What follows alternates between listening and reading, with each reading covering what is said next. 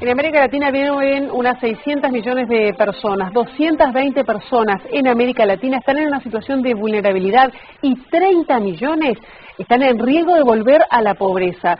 Estos son algunos de los datos que surgen del informe de desarrollo humano a nivel regional que se presentó hoy en nuestro país, y para profundizar en este informe está con nosotros en la mesa de Informe Capital el economista en jefe del PNUD. Estamos hablando de Jorge Rey Molina. Un placer.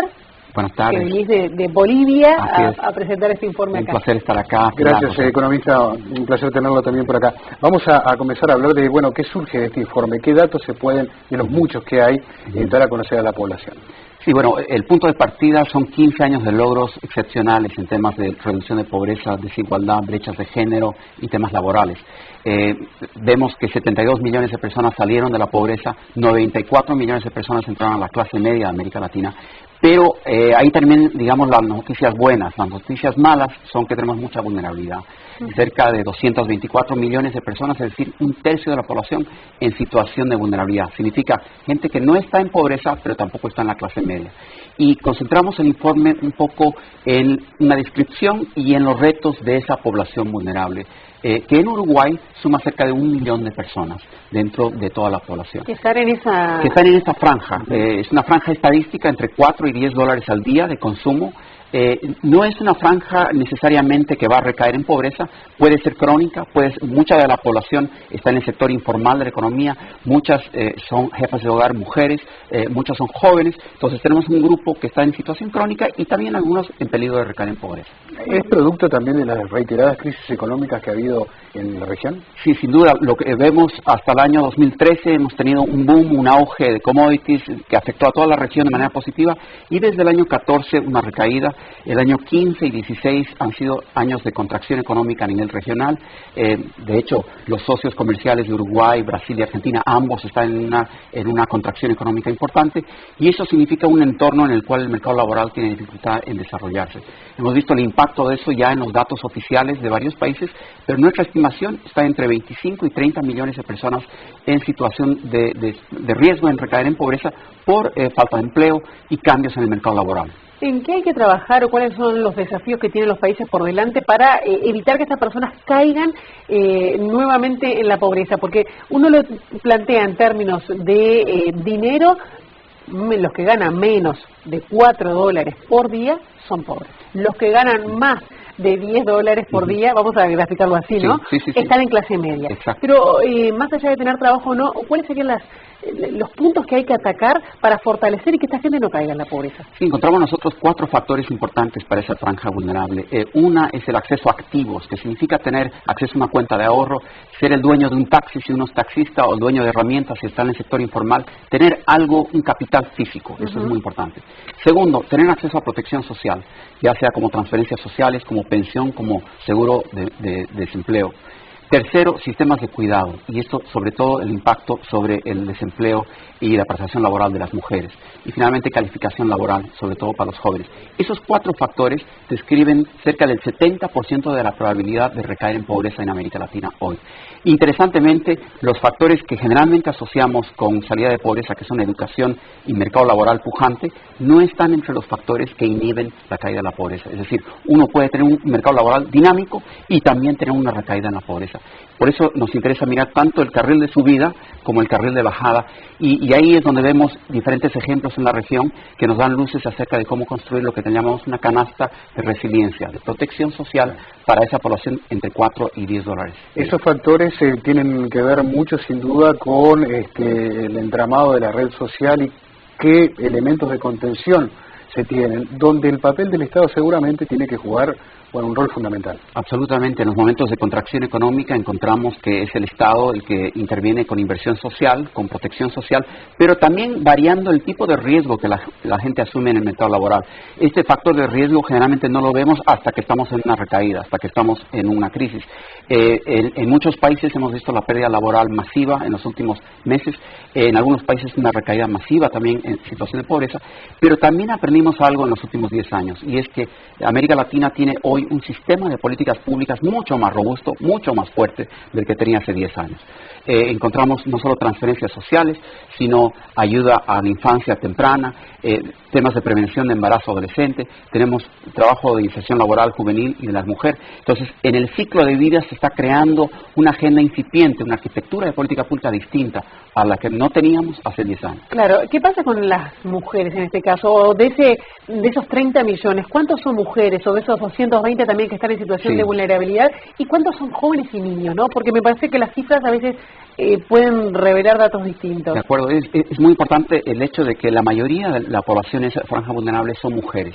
Y lo interesante acá es que a pesar de que ha habido mayor participación laboral de la mujer en América Latina, ha subido en 15 puntos porcentuales, hoy está en 55% el nivel de participación laboral de la mujer, el de los hombres sigue en 80%, es decir, hay una brecha de 25 puntos porcentuales. Esto significa en economías que tienen cambios demográficos como el de Uruguay, donde se requiere tanto a los jóvenes como a las mujeres participando al lleno, más allá de la situación de un ciclo etario o de un grupo de edad. Lo importante es poder tener esa oportunidad plena. Y en Uruguay más bien hemos visto una participación laboral bastante alta, una transformación en los últimos 10 años, y lo que queda por trabajarse más bien son brechas en el mercado juvenil de trabajo y el vínculo con la educación secundaria, donde hay cierto rezago, no en el logro, sino más bien en completar el ciclo secundario e ingresar al mercado laboral. Este tipo de acupuntura, digamos, en el mercado laboral y de educación van a ser importantes a futuro, pero Uruguay tiene mucho de resiliente y mucho de robusto en su política social. Por ello, en la matriz de transición uruguaya tenemos 80% de la población con ingresos ascendentes y apenas 1% con caída de ingresos en este momento. Y ese es un buen resultado, digamos, en el contexto en el que estamos viviendo. Tema fundamental en toda América Latina, la seguridad ciudadana. También el informe lo maneja. Sí, también miramos temas de seguridad ciudadana. Un concepto que manejamos en el informe es el de progreso multidimensional, es de las dimensiones de bienestar, no solo son el ingreso y no solo son las necesidades básicas como educación, salud o vivienda, también es la capacidad de poder caminar por la calle con seguridad, de no ser víctima de violencia o de un atropello. Y eso es parte de una discusión regional sobre seguridad ciudadana. Nosotros lo asociamos mucho a empleo juvenil, a educación, a trabajo en género y transformación de mentalidades en mucho de la región y, por supuesto, trabajos en temas de policía y justicia, donde también existe una agenda pendiente. Y con respecto a situaciones de otros países, ¿cómo se da en la región, por ejemplo, casos que hayan tenido un buen desempeño en estos últimos 15 años, o por lo menos este es el tercer informe de desarrollo humano a nivel regional, ¿no? ¿Quién ha despegado más? Algo interesante es que en los últimos 15 años, cuando miramos todo el periodo de 15 años, hay cuatro países que destellan, que son diferentes modelos sociales y económicos en la región, en reducción de pobreza. En primer lugar, Perú, con una reducción del 30% de la pobreza en su población. En segundo lugar, mi país, Bolivia, con un 29% de reducción. Ecuador con un 28% y Paraguay con un 26% de reducción. Estos cuatro, que son países muy distintos, con modelos sociales y económicos muy distintos, han logrado una enorme reducción de la pobreza. Ahora, están a prueba estos modelos en los momentos de contracción. Los últimos 2 años han sido difíciles en las 4 economías. Entonces la pregunta es, que lo podremos evaluar seguramente en 1 o 2 años, cómo nos fue en estos 4 países. Pero sí, sin duda tienen algo en común, que es un mercado laboral dinámico, donde se inserta mucho la gente joven y las mujeres, y un cordón de protección social que va generando un mecanismo no solo de amortiguamiento en crisis, sino de generación de riesgo distinta para la mirada de mediano y largo plazo de los hogares. ¿Y qué pasa, perdón Pepe, sí, porque estaba vinculado con estos países que me parece que cruza el tema también de los indígenas? ¿De qué manera se han integrado al desarrollo, si es que se han integrado de la misma manera que las personas de origen blanco? Hemos visto algunas mejorías, pero este es también un tema del informe. Hablamos de exclusiones duras en el informe. Hay 3 tipos de exclusiones sobre las cuales miramos en bastante atención, las de género y las étnico-raciales. Claro. Y encontramos que en el eje étnico-racial hay brechas todavía en el mercado de educación, en el mercado laboral y en la tenencia de activos, que son bastante fuertes y que requieren de políticas más proactivas y específicas sobre este tema. Más de lo mismo en el mercado laboral, más de lo mismo en la transferencia social, no va a eliminar la discriminación contra pueblos indígenas ni contra las mujeres. Entonces requerimos un trabajo específico y hemos aprendido mucho, creo, de la agenda de género en los últimos 20 años, de que se puede trabajar tanto de manera transversal en el mercado laboral, pero también de manera específica contra la violencia, contra temas específicos de disparidad de género. El informe señala en materia de clase media 3 países. Uruguay, Argentina y Costa Rica. ¿Por qué? Así es. Algo importante es que Uruguay tiene el mayor nivel de clase media en América Latina hoy, en nuestros datos, 60% de la población con estos datos comparables a nivel regional.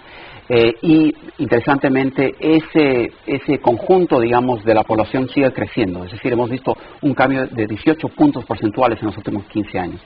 Es importante destacar que en las clases medias de estos países los temas centrales giran en torno ya no a necesidades básicas, sino más bien a la calidad de empleo, giran en torno a la protección social y también a la calidad de los servicios. Entonces tenemos como una combinación, una aglomeración de diferentes temas que son de importancia en clases medias. A pesar de que tenemos un crecimiento de clase media, también tenemos vulnerabilidad a recaídas en la clase media. Y ese es un tema de mucha atención, particularmente en momentos recesivos como el actual. ¿Dónde se corta esa brecha salarial en América Latina? ¿Entre qué región y qué región? Bueno, lo que tenemos hoy es, en realidad, lo que tenemos son diferencias en el mercado laboral formal e informal.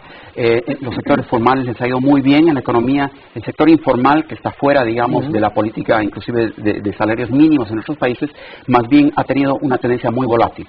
Mucha generación de empleo en el momento del boom y mucha caída en el momento de la caída. Entonces, lo que nos está diciendo es que requerimos ir de manera estructural construyendo un sector formal más amplio, más donde se comparte el riesgo entre empresa, entre Estado y también los trabajadores. Digamos, ese pacto es el pacto incipiente, el cual el Sistema de Naciones Unidas va trabajando ya hace décadas a través de la OIT y también el PNUD y las agencias del sistema. ¿Qué pasa con cuando hablamos a veces de pobreza? No hablamos solo de cuestión de ingresos. Cuando hablamos de progreso, no hablamos solo tampoco de ingresos, sino de ese progreso multimodal, ¿no?, que también lo maneja el informe. ¿Qué es lo que tenemos que tener en cuenta cuando hablamos de ese progreso más amplio, más abarcativo y cómo se da en la región? Sí, algo interesante. Hicimos grupos focales y encuestas para entender la manera subjetiva con la cual la gente entiende su progreso. Y algo emergente es que la gente lo asocia mucho al trabajo y a la educación, pero lo ve como algo social, algo logrado con el sacrificio de la mamá, del papá o de la familia y la comunidad. No es un American way de una vía individualista. Entonces, la mirada latinoamericana es bastante comunitaria en ese sentido. Muchas de las dimensiones ausentes del desarrollo emergen en estos grupos focales. Uno es el uso de tiempo. El uso de tiempo y la ausencia de tiempo de ocio. Estoy hablando de cosas tan sencillas como tiempo para el deporte, tiempo para la fiesta, tiempo para estar con las amistades y la familia. Es un tema que emerge con mucha fuerza. Y lo segundo es seguridad ciudadana, que es un tema repetitivo y bastante fuerte en la región. Hay muchas otras dimensiones, dependiendo de qué grupo etario y qué grupo miramos, pero creo que esas dos constelaciones son muy fuertes en el análisis transversal de América Latina. ¿Pero muy fuertes porque lo estamos disfrutando o muy fuertes como hoy lo sentimos en carencia? Como ausencia y carencia, exacto, como un reto futuro en sociedades que se están transformando, que tienen cosas muy positivas, pero que hoy sienten más bien una brecha entre las expectativas más altas que tenemos y el logro bastante bueno, mediano, digamos, pero esa brecha sigue siendo importante y genera una dinámica social y política particular para América Latina. En los países que usted mencionaba de América del Sur, concretamente su patria, Ecuador, Perú y me está faltando uno. Paraguay. Y Paraguay, exactamente. El crecimiento del empleo, ¿por qué carril se encaminó? ¿Servicios? Esa es una excelente pregunta. Encontramos 2 de cada 3 nuevos empleos en toda América Latina entraron al sector de servicios. El sector de servicios tiene, digamos, un lado bueno y otro malo. El lado bueno es que se pueden generar servicios rápidamente y están atados a la economía doméstica, a la demanda doméstica. El lado malo es que generalmente tiene baja calificación.